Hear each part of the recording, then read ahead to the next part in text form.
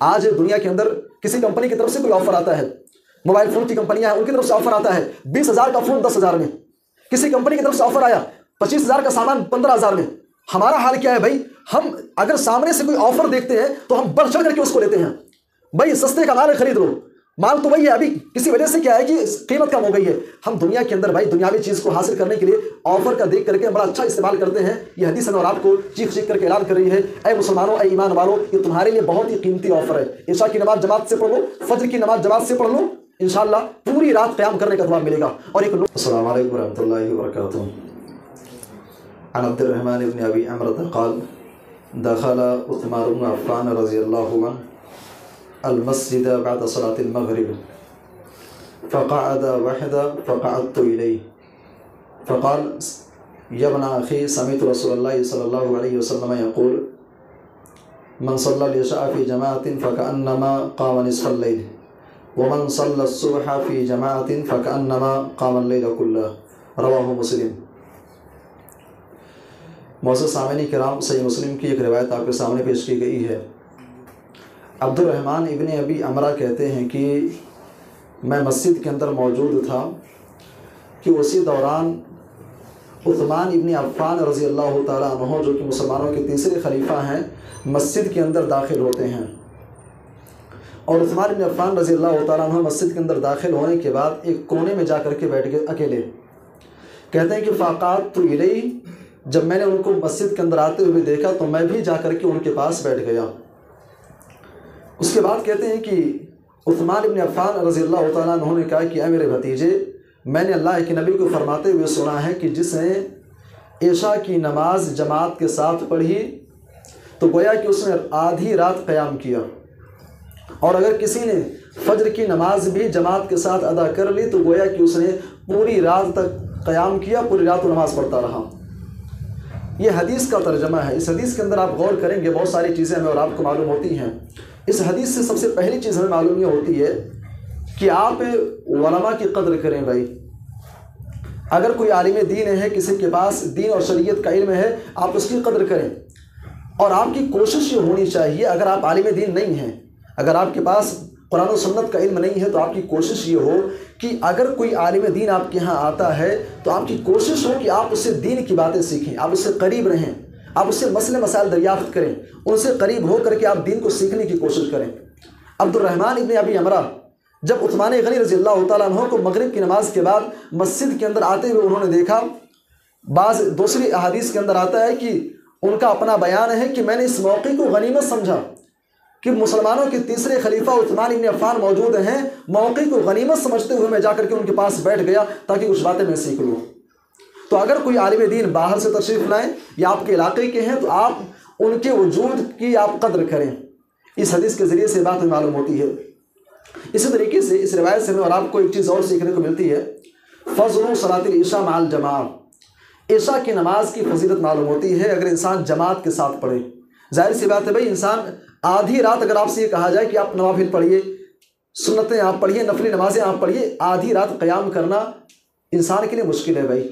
پیارے نبی نے فرمایا کہ انسان اگر صرف جماعت کے ساتھ عشاء کی نماز کا اہتمام کرتا ہے تو آدھی رات تک اسے قیام کرنے کا ثواب ملے گا، اور اگر انسان پلس پوائنٹ یہ کہ اگر وہ فجر کی نماز بھی جماعت کے ساتھ پڑھ لیا تو پوری رات قیام کرنے کا ثواب ملے گا۔ اس حدیث کے ذریعے سے عشاء کی نماز اور فجر کی نماز جماعت کے ساتھ پڑھنے کی فضیلت معلوم ہوتی ہے۔ اسی طریقے سے اس روایت سے ایک بات اور معلوم ہوتی ہے کہ نماز جو ہے وہ با جماعت فرض ہے۔ اللہ کے نبی نے فرمایا کہ من صلی العشاء مع جماعت، جس نے جماعت کے ساتھ پڑھا، نماز صرف فرض نہیں ہے، آپ نوٹ کر لیں اس کو، نماز جماعت کے ساتھ فرض ہے۔ آپ یہاں رہتے ہیں، اذان کی آواز آپ کے کانوں تک جاتی ہے، اب آپ یہ سوچیں کہ ہم گھر کے اندر پڑھ لیتے ہیں بھائی، گھر کے اندر آپ کو نہیں پڑھنا ہے، مردوں کے اوپر جماعت کے ساتھ نماز فرض ہے، صرف فرض نہیں بلکہ جماعت کے ساتھ فرض ہے۔ اسی طریقے سے اس روایت کے ذریعے سے ایک بات اور سیکھنے کو ملتی ہے، اللہ کے نبی نے فرمایا کہ من صلی العشاء مع جماعت، جس نے جماعت کے ساتھ نماز پڑھی۔ سوال یہ پیدا ہوتا ہے بھائی عشاء کی جماعت کب کھڑی کی جائے گی؟ ظہر کی نماز ہے، عصر کی نماز ہے، مغرب کی نماز ہے، فجر کی نماز ہے، عشاء کے علاوہ جو 4 وقت کی نمازیں ہیں، یہ مسئلہ آپ جان لیں کہ بھائی عشاء کے علاوہ 4 وقت کی نمازیں اول وقت پر پڑھنا فرض ہے۔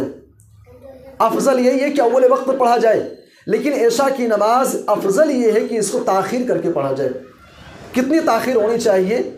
صحابہ کرام جب آپ ان کی زندگی کا مطالعہ کریں گے، حدیث کا مطالعہ کریں گے، عبداللہ ابن عمر رضی اللہ عنہ کہتے ہیں ایک رات ہم لوگ اللہ کے نبی کے حجرے سے نکلنے کا انتظار کر رہے تھے، اور انتظار کرتے کرتے رات کا 1/3 حصہ یا اس سے زیادہ گزر گیا۔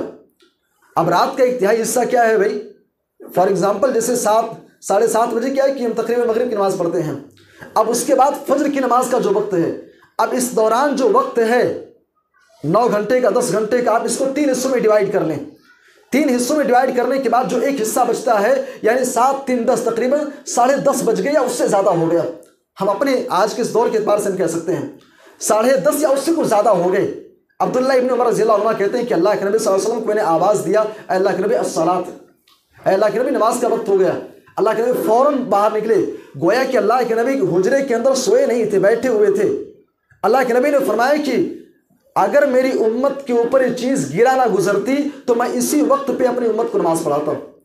میں کہنا چاہتا ہوں کہ عشاء کی نماز افضل یہ ہے کہ اس کو تاخیر کر کے پڑھا جائے، لیکن اگر حالات ایسے ہیں کہ بھئی عوام کے لیے دشواری ہے تو ان چیزوں کا بھی خیال کیا جائے۔ ایسا نہ ہو کہ ہم تاخیر کرنے کے چکر میں ہمارے بہت سارے مصلی بھائی کیا ہے کہ مسجد پہنچ ہی نہ پائیں، یا ان کے لیے دشوار ہوئی چیز، تو کسی کو تکلیف دے کر کے کام نہ کیا جائے۔ بہرحال اللہ کے نبی نے فرمایا کہ عشاء کی نماز جس نے جماعت کے ساتھ پڑھی تو عشاء کی جماعت کب کھڑی کی جائے گی؟ کوشش یہ ہو کہ تاخیر سے پڑھا جائے تاکہ پیارے نبی کی سنت پر عمل ہو سکے۔ اس طریقے سے اس روایت کے ذریعے سے ایک آخری بات کر کے بات ختم کرنا چاہوں گا۔ یہ روایت، یہ حدیث جو ہے ہمیں اور آپ کو، آج کے مسلمانوں کو، آج کے نوجوانوں کو چیخ چیخ کر کے پکار رہی ہے۔ آج دنیا کے اندر کسی کمپنی کی طرف سے کوئی آفر آتا ہے، موبائل فون کی کمپنیاں ہیں، ان کی طرف سے آفر آتا ہے 20,000 کا فون 10,000 میں، کسی کمپنی کی طرف سے آفر آیا 25,000 کا سامان 15,000 میں۔ ہمارا حال کیا ہے بھائی؟ ہم اگر سامنے سے کوئی آفر دیکھتے ہیں تو ہم بڑھ چڑھ کر کے اس کو لیتے ہیں۔ بھائی سستے کا مال ہے، خرید لو، مال تو وہی ہے، ابھی کسی وجہ سے کیا ہے کہ قیمت کم ہو گئی ہے۔ ہم دنیا کے اندر بھائی دنیاوی چیز کو حاصل کرنے کے لیے آفر کا دیکھ کر کے ہم بڑا اچھا استعمال کرتے ہیں۔ یہ حدیث ہمیں اور آپ کو چیخ چیخ کر کے اعلان کر رہی ہے، اے مسلمانوں، اے ایمان والوں، یہ تمہارے لیے بہت ہی قیمتی آفر ہے۔ عشاء کی نماز جماعت سے پڑھ لو، فجر کی نماز جماعت سے پڑھ لو، انشاءاللہ پوری رات قیام کرنے کا اتوار ملے گا۔ اور ایک نقطہ اور علمی چیز اور اپنے سامنے آپ رکھیں، اس حدیث کے اندر آپ دیکھیں گے اللہ کے نبی نے عشاء اور فجر کی نماز کا ذکر کیا ہے۔ ایک مسئلہ آپ یاد رکھیں کہ لا تنجحون بدون اجتہاد، بغیر محنت کے کامیاب نہیں ہو سکتے ہو۔ دنیا کا بھی رول یہی ہے اور آخرت کا بھی رول یہی ہے۔ دنیا کے اندر بھی کامیاب ہونا ہے تو محنت کرنی پڑے گی، ہارڈ ورک ضروری ہے۔